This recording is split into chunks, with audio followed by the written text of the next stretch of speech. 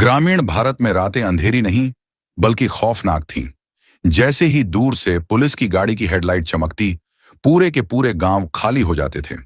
आपातकाल 1975 से 70 के काले कालखंड में नसबंदी अभियान महज एक सरकारी नीति नहीं, बल्कि सत्ता द्वारा अपनी ही जनता के विरुद्ध छेड़ा गया एक अघोषित युद्ध था। संजय गांधी के 5 सूत्रीय कार्यक्रम के इस क्रूरतम अध्याय ने भारतीय लोकतंत्र की आत्मा को लहूलुहान कर दिया था। यह एक ऐसी त्रासदी थी जहां जनसंख्या नियंत्रण का उद्देश्य पीछे छूट गया और निर्दोष नागरिकों पर सरकारी आतंक हावी हो गया। इस अमानवीय दौर की भयावहता इन स्तंभों पर टिकी थी। प्रशासनिक मशीनरी को एक ऐसी शिकारी मशीन में बदल दिया गया था जिसका एकमात्र लक्ष्य कोटा पूरा करना था।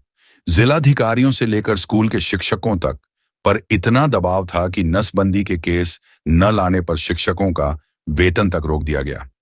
पुलिस ने कानून व्यवस्था को ताक पर रखकर बसों, बाजारों और मेलों से राह चलते निर्दोष लोगों को जानवरों की तरह हाँकना शुरू किया और सीधे नसबंदी कैंपों के नर्क में झोंक दिया।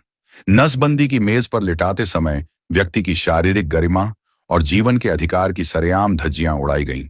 उम्र और स्थिति की अनदेखी, कागजों पर लक्ष्य की पूर्ति के लिए 80 साल के लाचार बुजुर्गों और निश्चल कुंवारे लड़कों तक को नहीं बख्शा गया। अस्वच्छ और आदिम परिस्थितियों में एक ही संक्रमित औजार से दर्जनों ऑपरेशन किए गए।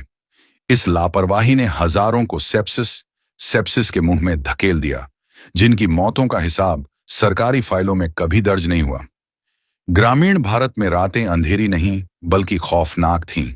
जैसे ही दूर से पुलिस की गाड़ी की हेडलाइट चमकती, पूरे के पूरे गांव खाली हो जाते थे। गिरफ्तारी और जबरन ऑपरेशन के डर से पुरुष अपनी फसलों और घरों को छोड़कर हफ्तों तक जंगलों और खेतों में छिपने को मजबूर थे। आधी रात को सोते हुए पुरुषों को बिस्तर से उठाकर ले जाना उस दौर की सामान्य प्रशासनिक कार्रवाई बन गई थी।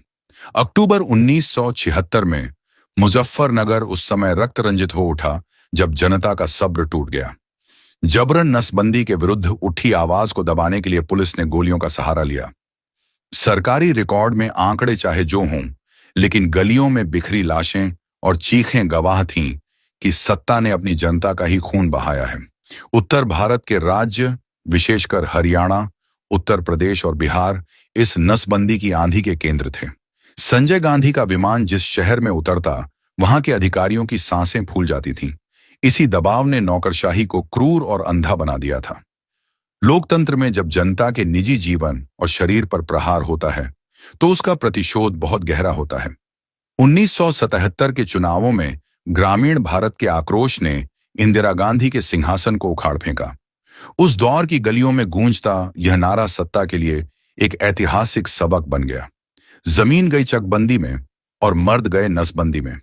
शाह आयोग की रिपोर्ट ने बाद में दुनिया के सामने यह कड़वा सच रखा कि एक साल में 80 लाख से अधिक लोगों का शिकार किया गया।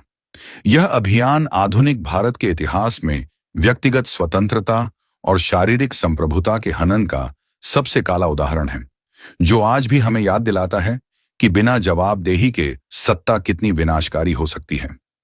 लेकिन यह सच आपको कोई भी दलाल इतिहासकार, दलाल पत्रकार नहीं बताएगा।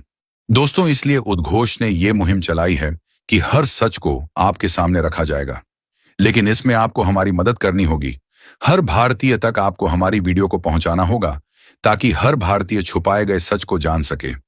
इसलिए ज्यादा से ज्यादा शेयर कीजिए और YouTube पर उद्घोष चैनल को सब्सक्राइब कीजिए। जय हिंद, भारत माता की जय।